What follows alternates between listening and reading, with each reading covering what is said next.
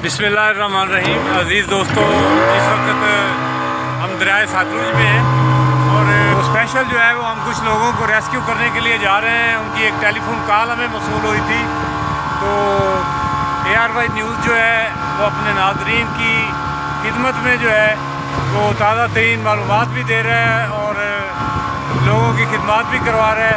तो इस वक्त रेस्क्यू की टीम जो है वो स्पेशली उन लोगों को चक दराज़का से रेस्क्यू के लिए हम जा रहे हैं।